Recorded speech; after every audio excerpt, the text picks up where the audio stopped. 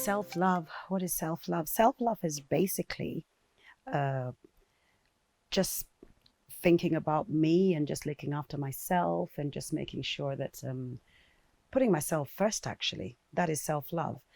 And I think the reason why I feel self-love is important is because you can't give what you don't have.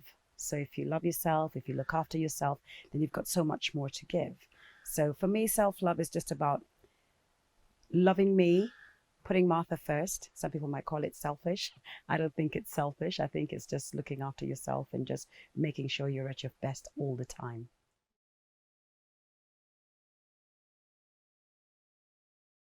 So practicing self-love, how would I say I practice self-love? I just, I think it's something that happens naturally because if you are um, already in that space where you know that you come first and that you have to look after yourself, I think naturally the things you do will always be practicing self love. I play golf, I run, I walk, I gym, I like to go out and eat, I meet up with my friends, I make time for family, for friends. I always do things that I feel are benefiting me and are bettering me. So I think that is all part of just self love and just practicing self love.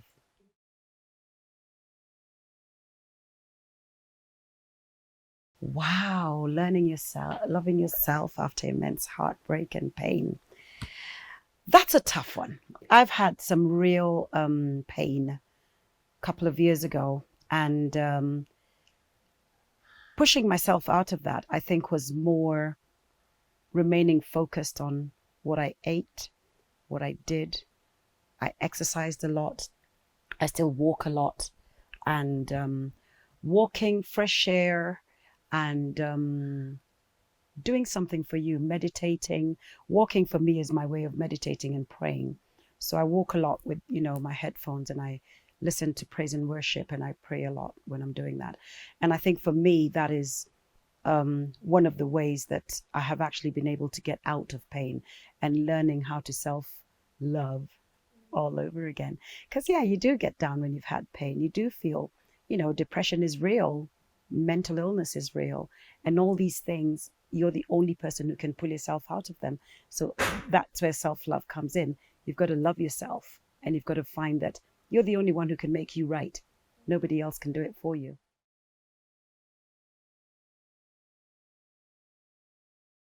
So I conquer them by busying my life, I think. I'm very lucky. I have a huge family. I have loads of friends around me. Last year, I was very busy. I was lady captain at Carrying Club.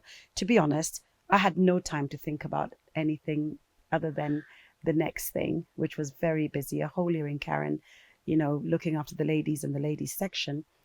It just kept me very, very busy, kept me doing things, kept me basically moving. I had to keep putting one foot in front of the other. So that's definitely one way of getting over that sort of hurt, pain, and anxiety as well, because it's a huge percentage of anxiety that comes with pain and loss and everything else.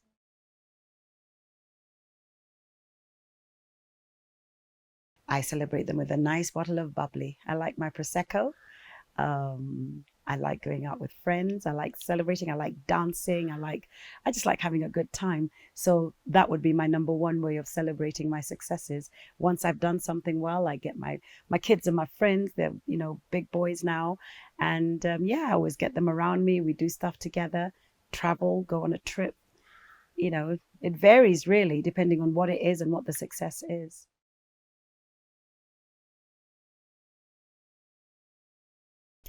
Wow. What would I like to work on? Well, I'd like to exercise more. I'd like to be more consistent with what I eat and how I eat because it's so easy to sort of get into a routine and then come out of it very quickly, especially when there's a celebration going on. So my consistency in that area is, but I don't look at it as a down thing. I don't think it's something I feel bad about because I just look at it as life. Life happens and I never stop life happening to me. So would I want to change anything? I don't think so. I'm quite happy. And I know it sounds really funny saying that I'm happy. I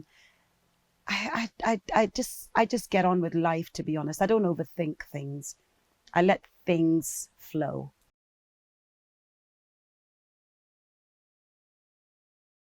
Wow, what advice would I give? I think what's important is for people to realize that you are number one in life. If you're not good, then nobody around you will be good. You can't give what you don't have. If you've given yourself everything that you can, if you've given yourself self-love, you look good, wake up in the morning, look at yourself in the mirror, and you're impressed with the way you look yourself.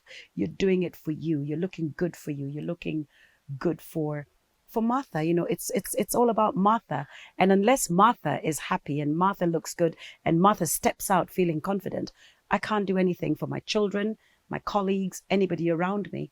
I can only give what I have inside me. So I suppose I don't know if it makes any sense, but that's the way I do it.